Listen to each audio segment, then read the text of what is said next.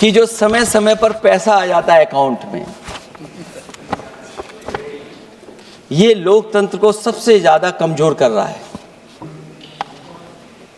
10,000 बिहार में बांट दिए। अभी सुना है कि बहुत सारी महिलाओं ने कई जिलों में आंदोलन किया है। वो 10,000 के वादे से मुकर रहे हैं लोग। और मुझे याद है कि जिस समय उत्तर प्रदेश में मैं फ्री मोबाइल देने जा रहा था, कैबिनेट से मैंने पॉलिसी पास की थी, लेकिन यही बीजेपी के लोग चिल्ला चिल्ला करके उसको कह रहे थे कि चुनाव को इन्फ्लुएंस करने के लिए ये पॉलिसी लेकर के आए हैं, ये बांटने जा रहे हैं, और उसको रोक लगवाने का काम इलेक्शन कमीशन से किसी ने किया था, तो वो भारतीय जनता पार्टी थी। तो एक तरफ तो अपना पैसा दे रहे हैं आप, दूसरी तरफ कोई जनता के लिए अगर कोई पॉलिसी लेकर के आ रहा है उसको रोकना चाहते हैं। ये भेदभाव अगर किसी ने देखा है तो हम लोगों ने देखा है। फिर तीसरा, हम चाहते हैं कि मीडिया का जो रोल है चुनाव में, कुछ बात हम लोगों को समझ में नहीं आती। हमारे जो गरीब मतदाता हैं वो कभी कभी अध्यक्ष महोदय हमसे पूछते हैं कि आप तो टीवी पे आते हैं और चले जाते हैं, कुछ लोग टीवी पे आते हैं फिर जाते ही नहीं हैं, ये कारण क्या है?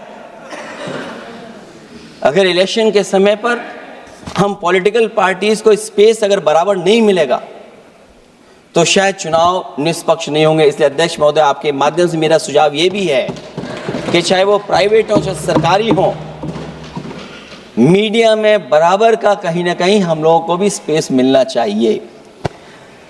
इधर एक नई चीज है, नया जमाना है, तो नई चीज है सोशल मीडिया। पहली बार देखने को मिल रहा है कि जहां पर इमेज बनाने के लिए पैसा नहीं खर्च किया जा रहा अध्यक्ष महोदय, दूसरे की इमेज कैसे खराब की जाए उसके लिए पैसा खर्च किया जाता है। जो नकारात्मक जितना कैंपेन है, मैं अध्यक्ष महोदय दावे के साथ कह सकता हूं, हमारे पास कोई एजेंसी नहीं है, कोई सोशल मीडिया टीम नहीं है जो हम नेगेटिव कैंपेन रन कराते हों, लेकिन भारतीय जनता पार्टी के पास हजारों ऐसे लोग हैं और हजारों करोड़ रुपए इस बात के लिए खर्च करते हैं कि नेगेटिव कैंपेन कैसे रन किया जाए। और जितना जितना चुनाव करीब आता है उतना सोशल मीडिया से लेकर के हर प्लेटफॉर्म पर नेगेटिव कैंपेन अगर कोई कर रहा है तो वो कर रहा है भारतीय जनता पार्टी के लोग। इलेक्टोरल बॉन्ड की तो बात हम इसलिए नहीं करना चाहते हैं क्योंकि हमें तो मिला ही नहीं कुछ। अध्यक्ष महोदय, क्या बात करूं मैं इलेक्टोरल बॉन्ड की? सबसे ज्यादा इलेक्टोरल बॉन्ड अगर किसी को मिले हैं तो सत्ता में बैठे हुए लोगों को मिले हैं। दूसरा कांग्रेस को मिला। कांग्रेस ही हमारे मित्र ऐसे कि हमें नहीं बताते कहां से मिलता है।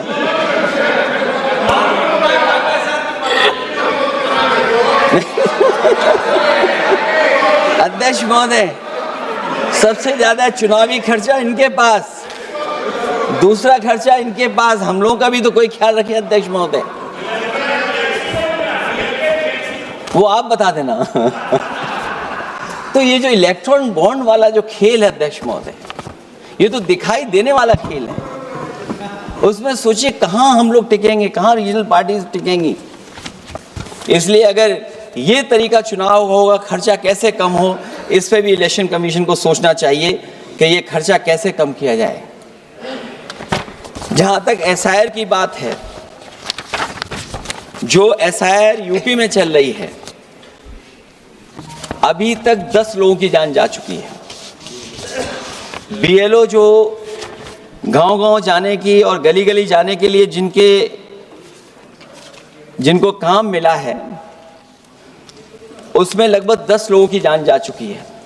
9 लोगों की हमारे पास सूची है। मुरादाबाद में बीएलओ सर्वेश सिंह ने फांसी लगा ली, उन पर काम का बोझ था। 29 नवंबर में बिजनौर में बीएलओ शोभा रानी को हार्ट अटैक हो गया। 29 नवंबर देवरिया लेखपाल आशीष कुमार ड्यूटी के दौरान तबीयत बिगड़ी और फिर उनके बाद मृत्यु हो गई। फतेहपुर में लेखपाल सुधीर कुमार ने शादी के एक दिन पहले फांसी लगा ली। और इस परिवार से तो मैं खुद मिला था जाकर के। अध्यक्ष महोदय, जब परिवार के लोगों से बातचीत हुई तो उन्हें ये बताया उन्होंने कि इतना काम का बोझ था उनके ऊपर, अधिकारी इतना दबाव बना रहे थे कि वो क्या करते। और जो इलेक्शन कमीशन ने अध्यक्ष महोदय कहा कि हम ट्रेनिंग देंगे बीएलओ को, मैं ये दावा कर सकता हूं कि उत्तर प्रदेश के बहुत कम बीएलओ को ट्रेनिंग मिली होगी, और यहाँ मैं कह सकता हूँ कि एक भी बीएलओ को ट्रेनिंग नहीं दी गई जो देनी चाहिए थी।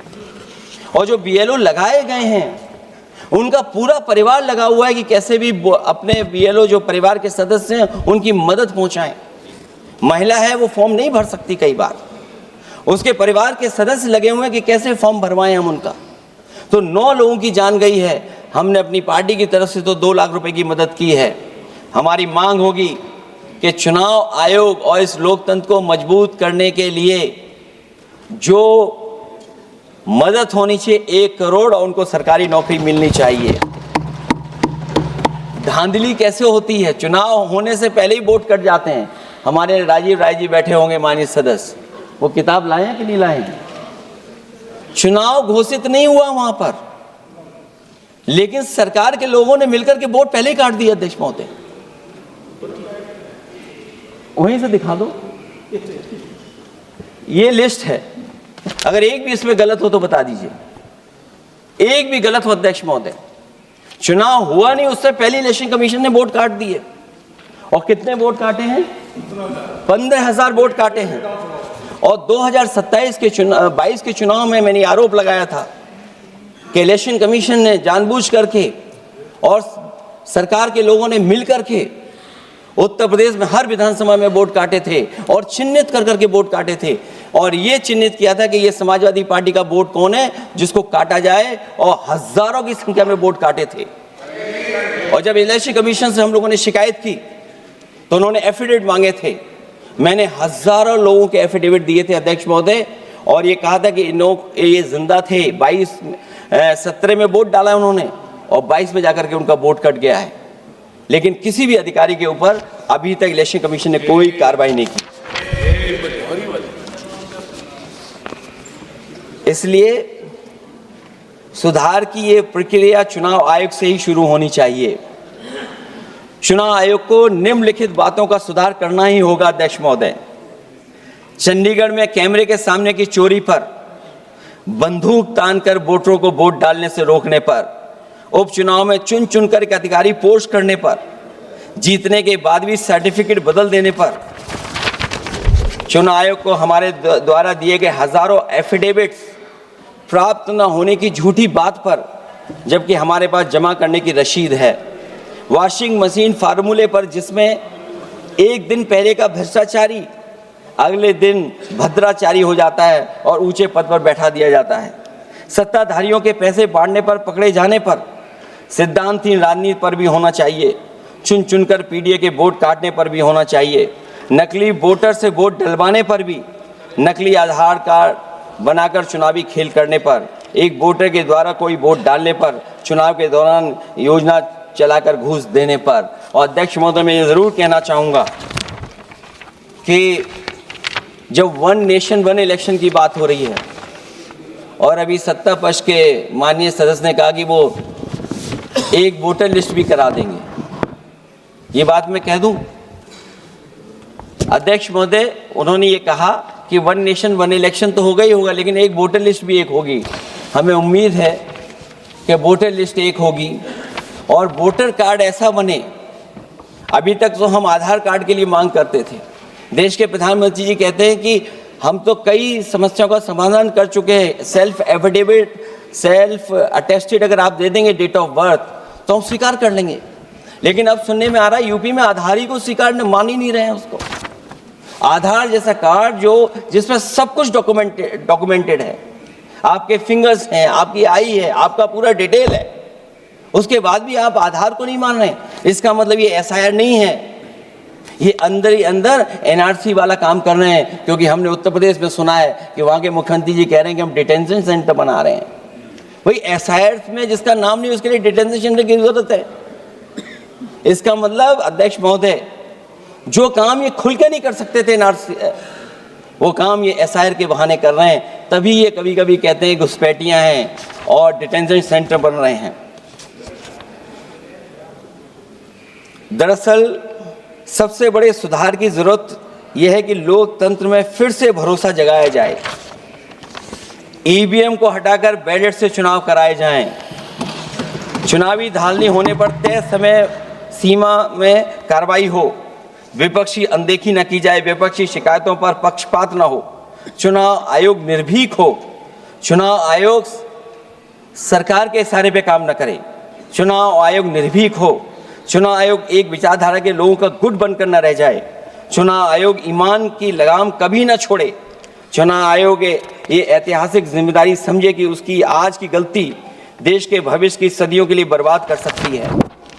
सबसे बड़ा सुधार यही है कि चुनाव आयोग अंतरात्मा की आवाज़ सुने और सच्चे देश प्रेम को दिखाते हुए खुदगर्जी की सियासत करने वालों के हाथ की कठपुतली न बने। हमें उम्मीद है कि कुछ लोगों की वजह से चुनाव आयोग की जो छवि खराब हुई है वो अब और नहीं होगी। इलेक्शन रिफॉर्म तब तक निरर्थक है जब तक इलेक्शन कमीशन में रिफॉर्म नहीं होगा। इसीलिए जो सुझाव विपक्ष की तरफ से आ रहा है कि इलेक्शन कमीशन का गठन में जो पहले व्यवस्था थी वो पुनः लागू हो, उसी के बाद इलेक्शन कमीशन में सुधार संभव है। जितना इलेक्शन कमीशन मजबूत होगा उतना ही हमारा लोकतंत्र मजबूत होगा। जितना हम संविधान से खिलवाड़ करेंगे उतना ही हम समझेंगे कि आप लोकतंत्र से खिलवाड़ कर रहे हैं। इन्हीं शब्दों के साथ अध्यक्ष महोदय मैं आपका विशेष धन्यवाद देता हूं और मैं उम्मीद करता हूं कि इलेक्शन कमीशन भविष्य में फेयर काम करेगा।